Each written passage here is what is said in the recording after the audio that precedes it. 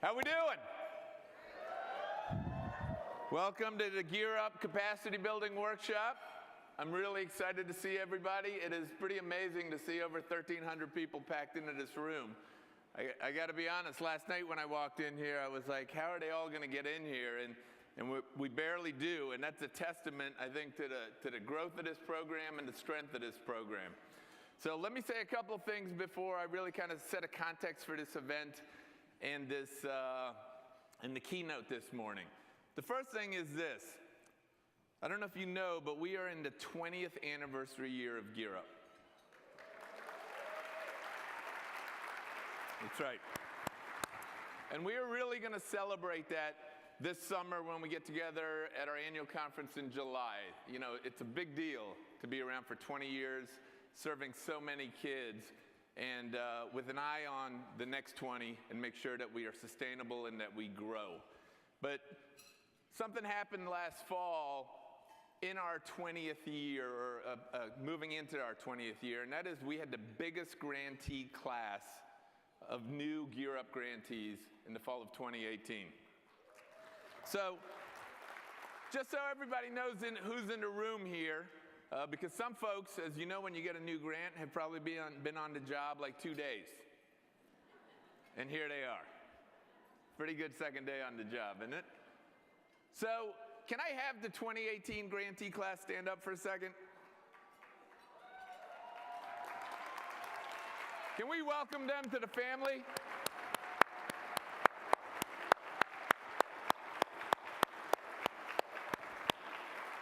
Now, you don't know when you put that proposal together that you were joining a family and joining a movement, not just running a program locally or in your state. So welcome, and I think you'll get the vibe of that as you go through this first year for sure. Now, for everyone else, let's just call you the veterans that have a Gear Up grant. Can you stand up for a second?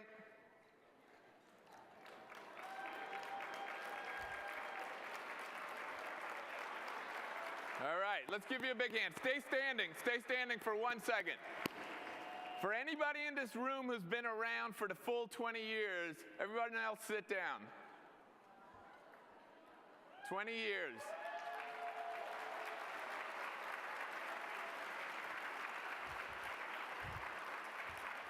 That's what the beginning of time looks like right there.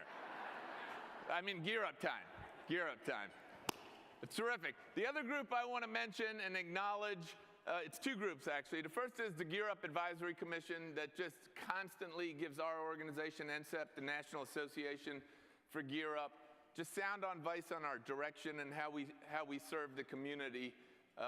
They're just invaluable. Can we get the Gear Up Advisory Commission to stand and just give them a big hand, please?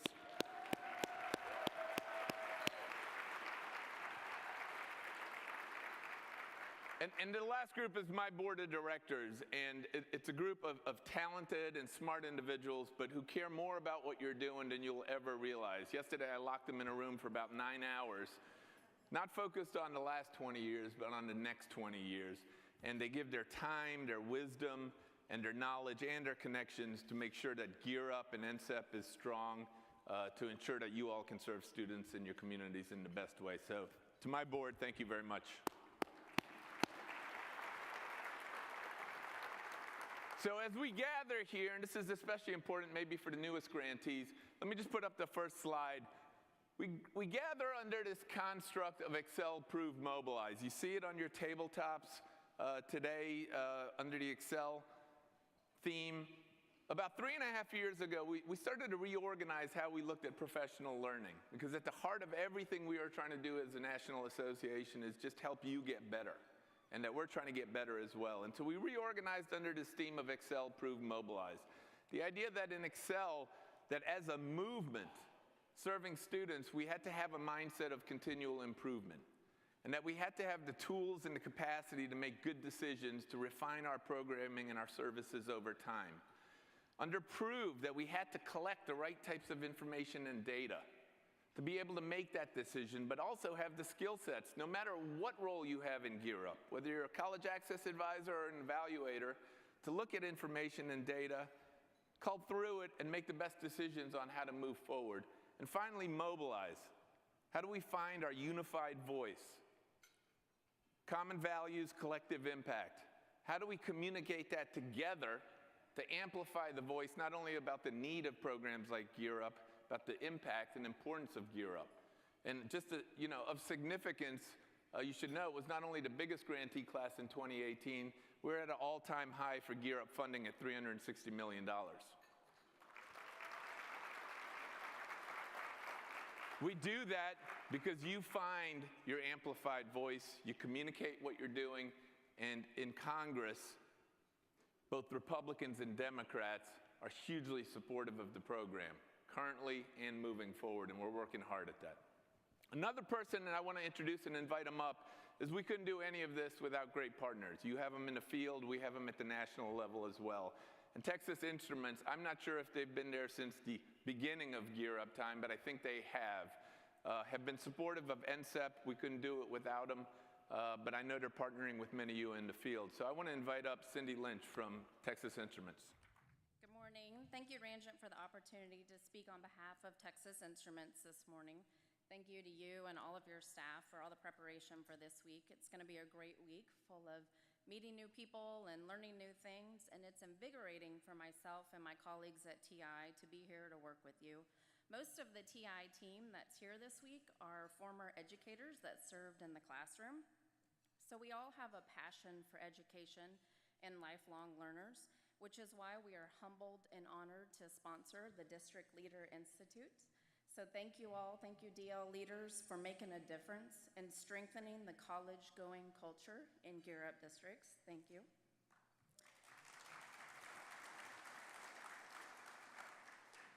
As a company, TI supports continuous learning of leaders and students, and I want to paint a picture in your mind of an example that TI is working on and why it's so important for us to partner with you, especially the 2018 Gear Up grants with a focus on STEM and computer science, because together we want to build creative, innovative, curious, and capable students to go to college and join the workforce.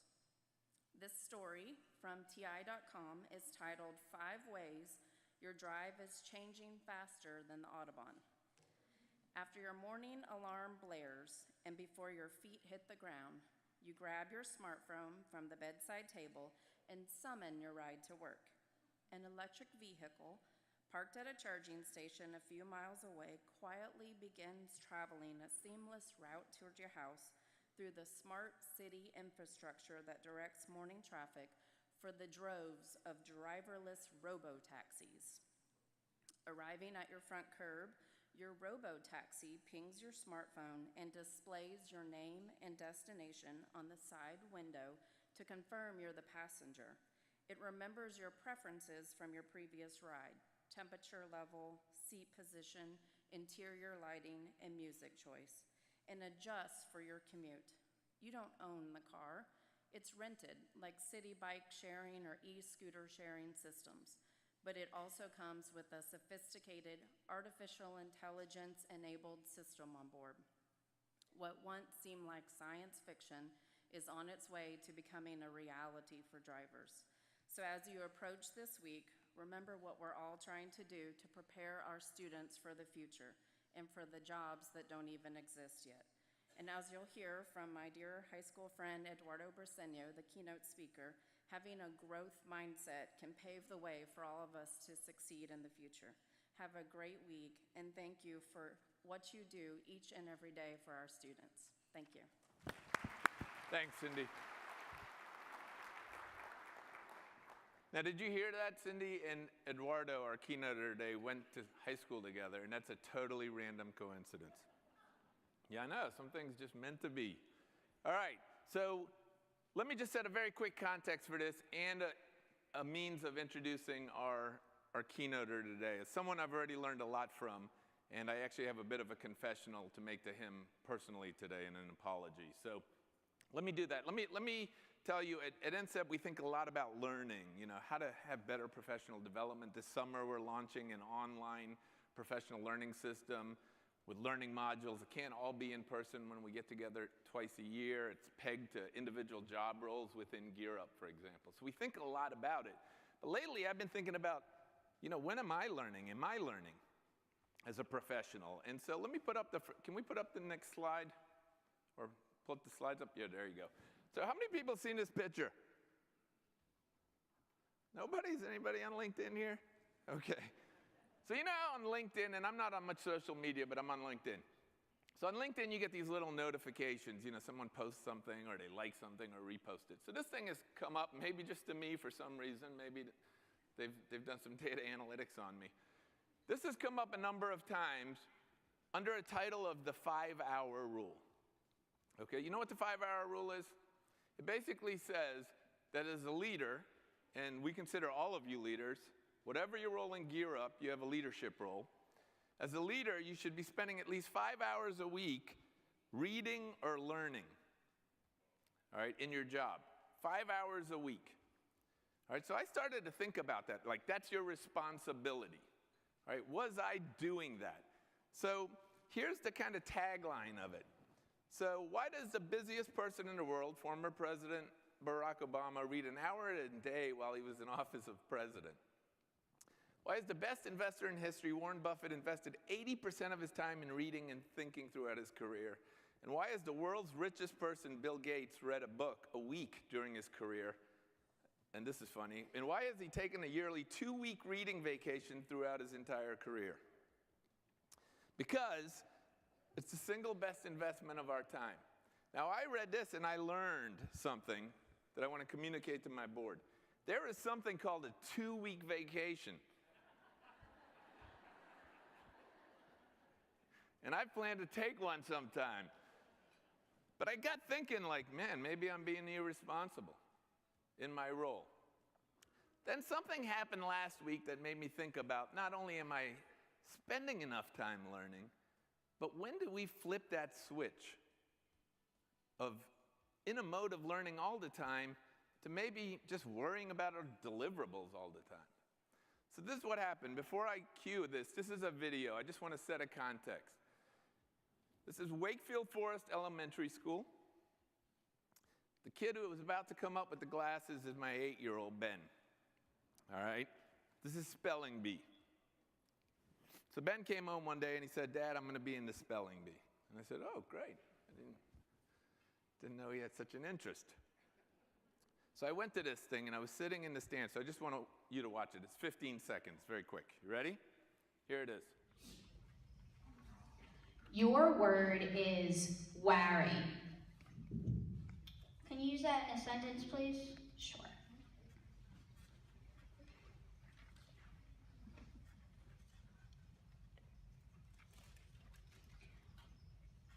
Liam immediately becomes wary whenever his sister is nice to him because that usually means she wants something.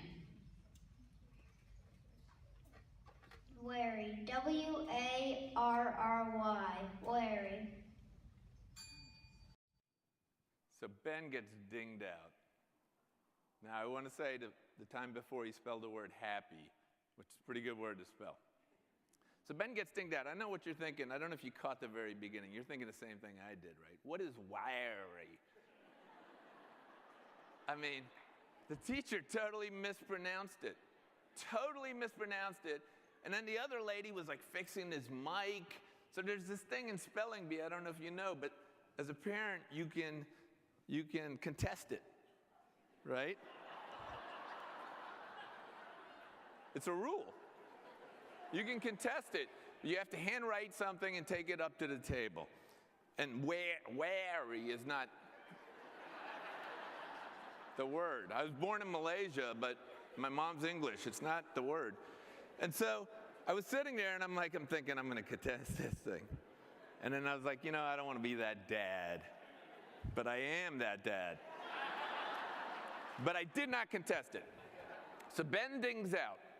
And afterwards, we're walking home. We walk to school. And I'm walking down the sidewalk. And I was thinking total performance, right? And Ben turns to me and he goes, Dad, I'm going to go into spelling bee next year. And I'm not going to misspell wary. And I'm thinking wow, this, he's moved on, he's processing. So I turned to him and I said, you know what, Ben? I'm so proud of you. You had the guts and the confidence to get up on that stage in front of everybody and joined a spelling bee. And Ben turns to me and says, "Dad, that's funny." And I'm like, "Why?" And he's like, "It's funny that you say that. You speak in front of thousands of people." There were like 50 people in the gym. And I said, "Yeah, but they don't have a chime." Now, I know you have a mental chime, and I hear it. It's like a deer whistle. But you don't have they don't have a chime. And I said, I never would have had the confidence to do it in 3rd grade, ever. But it got me thinking about, like, when do we flip that switch? He was instantly into next year and what he was learning and processing it associated with what I do for a living. Like, he was learning constantly. It was a beautiful thing. And I thought, like, am I like that all the time now, or am I just worried? Or are you worried about deliverables? What are we doing next? Are we moving on? Are we taking the time? This is your safe space. 3 days. We're going to create a whole year culture of learning because it's important. Our speaker today is an expert on why that is so important and what it means. Now, last year, and I'm going to wrap this up quick as my way of my confessional to our speaker. Our speaker is well known. He's the co-founder of an organization called Mindset Works. He founded it with Carol Dweck, one of the leaders in the mindset movement as well, along with him. Tons of degrees. He was in investment banking, in education, prolific career, and he's got millions of views on his TED Talks, which I have watched. So here's my confessional. Last year, I introduced you to the basketball team, the Thunder. For those of you who are here, you remember that, the Thunder? Oh, man. See, last year when I did it, Oklahoma Gear Up, like, cheered. I'm talking about the Thunder. Yeah. You didn't fall for it again. This is the Thunder that I coach, right? The only reason I put the slide up is just to see if I can get them twice. The Thunder this year is morphed into the Hawkeyes. All right? Here's my confessional to our speaker. So after every game, I write kind of a reflective essay to the parents. All right? I do it through an app, and all the parents get it. Sometimes it's over a page. Like, it's Philosophy 101. Right? There will be less players in this league next year for sure. Because the parents think I'm weird. So what I was noticing is some kids did not want to shoot. They were afraid to shoot, to make that mistakes. So I wrote this essay one week, and this is just one paragraph of it. You know, sometimes I'll be on like a 3-hour flight, like, ding, ding, ding. So here's the quote and my confessional. In life, there was something about a final thought that I would like you to discuss with your child if the opportunity arises about making mistakes. In life, generally, we tend to live in a performance zone constantly, always trying to get things perfect. We don't spend enough time in a learning zone where it is okay to try things and make mistakes. Because I was thinking about why they didn't shoot. Here's the problem, and it's been bothering me for about a month and a half. I stole that from our speaker's TED Talk. And I didn't even cite him. He's a researcher, it's important. There was no footnote, nothing at the bottom. This is his line. He's probably about to say it again. So I apologize. It's a volunteer league, so whatever the royalty is off zero, you are entitled to it. Please welcome Eduardo Briseño.